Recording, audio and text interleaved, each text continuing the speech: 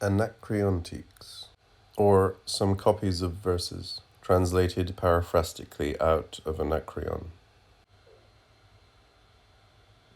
Love. I'll sing of heroes and of kings, in mighty numbers, mighty things. Begin, my muse, but lo, the strings to my great song rebellious prove. The strings will sound of naught but love. I broke them all and put on new. 'Tis this or nothing sure will do. These sure, said I, will me obey. These sure heroic notes will play. Straight I began with thundering Jove, and all the mortal powers but love. Love smiled, and from my enfeebled lyre came gentle airs, such as inspire melting love and soft desire. Farewell then, heroes, farewell kings, and mighty numbers, mighty things. Love tunes my heart just to my strings. Drinking. The thirsty earth soaks up the rain, and drinks and gapes for drink again. The plants suck in the earth, and are with constant drinking fresh and fair. The sea itself, which one would think should have but little need of drink, drinks twice 10,000 rivers up, so filled that they o'erflow the cup. The busy sun, and one would guess, by his drunken fiery face no less, drinks up the sea, and when he's done, the moon and stars drink up the sun. They drink and dance by their own light. They drink and revel all the night. Nothing in nature's sober found, but an eternal health goes round. Fill up the bowl, then, fill it high, fill all the glasses there, for why should every creature drink but I? Why, man of morals? Tell me why.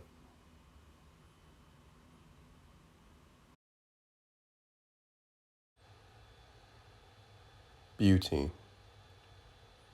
Liberal nature did dispense to all things arms for the defence, and some she arms with sinewy force, and some with swiftness in the course, some with hard hoofs or forked claws, and some with horns or tusked jaws, and some with scales, and some with wings, and some with teeth, and some with stings. Wisdom to man she did afford, wisdom for shield, and wit for sword. What to beauteous womankind, what arms, what armor has she assigned? Beauty is both, for with the fair what arms, what armor can compare? What steel, what gold or diamond more impassable is found? And yet what flame, what lightning, ere so great an active force did bear? They are all weapon, and they dart like porcupines from every part. Who can, alas, their strength express, armed when they themselves undress, cap a pie with nakedness?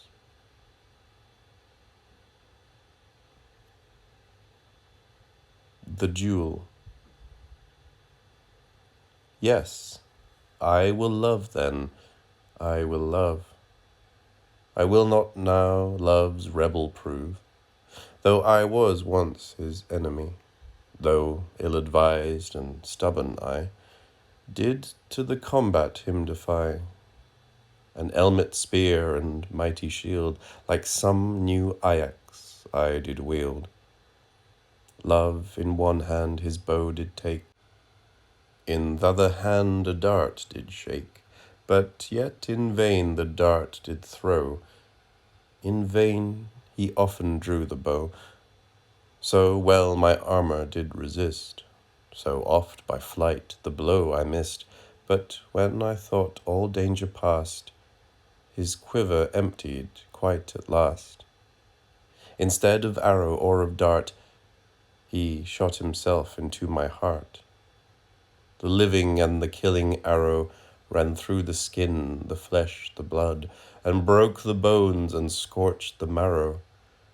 No trench or work of life withstood. In vain I now the walls maintain. I set out guards and scouts in vain, since the enemy does within remain.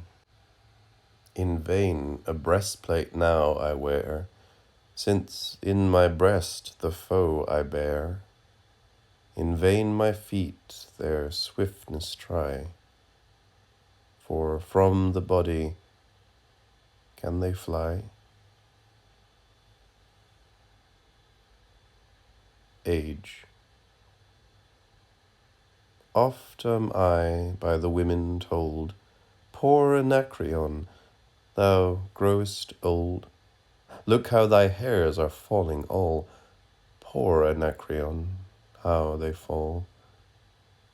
Whether I grow old or no, by the effects I do not know.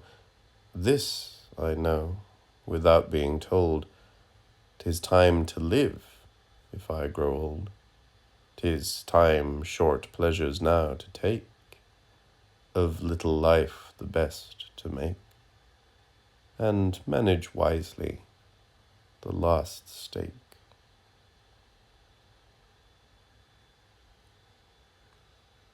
The account.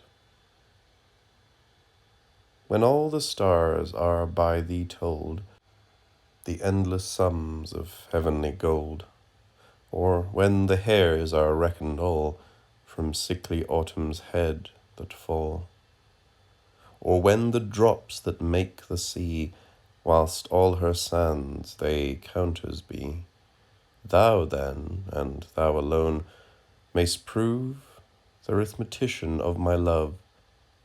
100 loves at Athens score, at Corinth write 100 more. Fair Corinth does such beauties bear, so few is an escaping there. Write then at Chios 73, write then at Lesbos, let me see. Write me at Lesbos 90 down, full 90 loves and half a one. And next to thee let me present the fair Ionian regiment, and next the Carian company, 500 both effectively, 300 more at Rhodes and Crete. 300 'tis, I'm sure, complete, for arms at Crete each face does bear, and every eye's an archer there. Go on. This stop why dost thou make? Thou think'st perhaps that I mistake. Seems this to thee too great a sum? Why, many thousands are to come. The mighty Xerxes could not boast such different nations in his host. On, for my love, if thou be'st weary, must find some better secretary. I have not yet my Persian told, nor yet my Syrian loves enrolled, nor Indian, nor Arabian, nor Cyprian loves, nor African, nor Scythian, nor Italian flames. There's a whole map behind of names of gentle loves in the temperate zone, and cold ones in the frigid one. Cold frozen loves with which I pine, and parched loves beneath the line.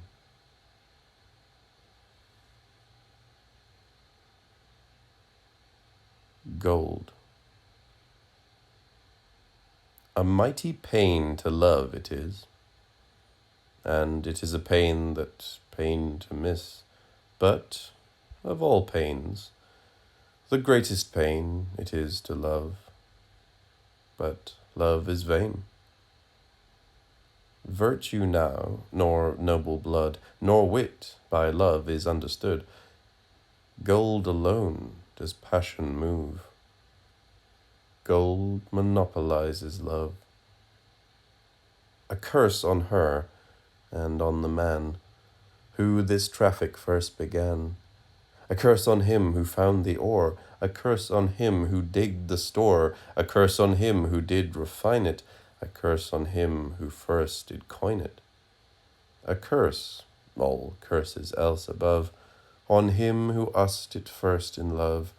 Gold begets in brethren hate, gold in families debate. The Epicure. Fill the bowl with rosy wine, around our temples roses twine, and let us cheerfully awhile, like the wine and roses, smile. Crowned with roses, we contemn Gyges' wealthy diadem. Today is ours. What do we fear? Today is ours. We have it here. Let's treat it kindly, that it may wish at least with us to stay. Let's banish business, banish sorrow. To the gods belongs tomorrow.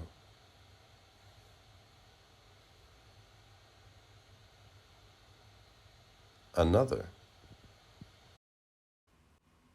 Underneath this myrtle shade, on flowery beds supinely laid, with odorous oils my head o'erflowing, and around it roses growing.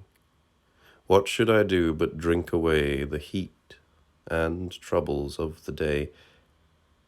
In this more than kingly state, love himself on me shall wait. Fill to me, love, nay, fill it up, and mingled cast into the cup wit and mirth and noble fires, vigorous health and gay desires. The wheel of life no less will stay in a smooth than rugged way. Since it equally doth flee, let the motion pleasant be. Why do we precious ointments shower? Nobler wines, why do we pour? Beauteous flowers, why do we spread upon the monuments of the dead?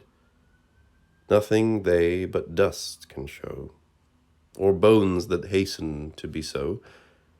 Crown me with roses while I live, now your wines and ointments give. After death I nothing crave, let me alive my pleasures have. All are stoics in the grave.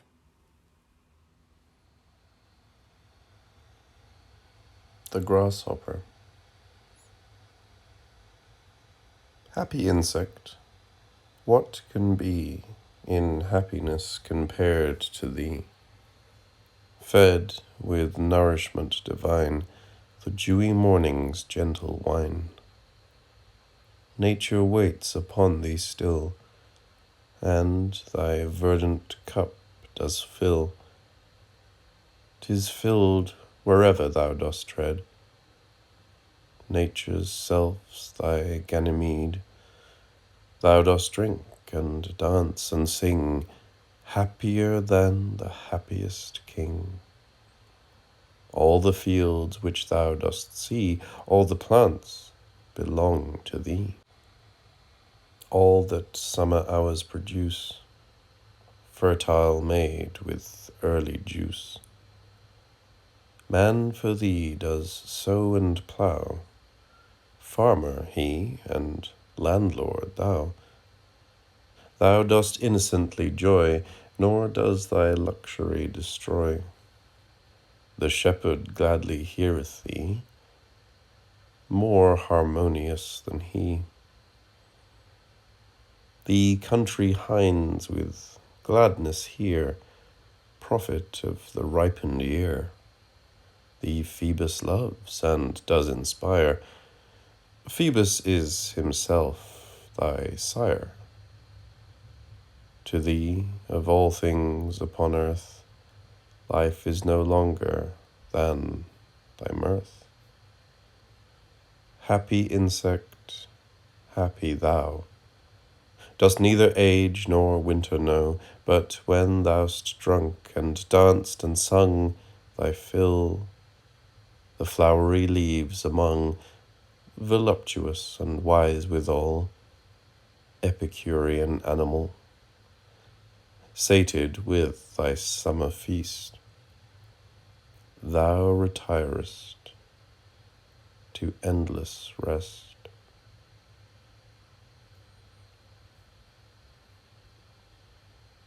The Swallow. Foolish prater, what dost thou so early at my window do, with thy tuneless serenade? Well it had been, had Tereus made thee as dumb as Philomel, there his knife had done but well. In thy undiscovered nest thou dost all the winter rest, and dreamest o'er thy summer joys, free from the stormy season's noise. Free from th' ill thou'st done to me, who disturbs or seeks out thee?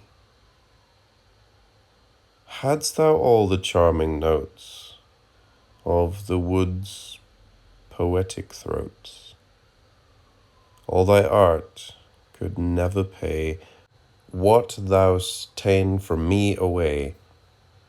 Cruel bird, thou'st ta'en away a dream out of my arms today, a dream that ne'er must equalled be by all that waking eyes may see. Thou this damage to repair, nothing half so sweet or fair, nothing half so good canst bring, though men say thou bring'st the spring.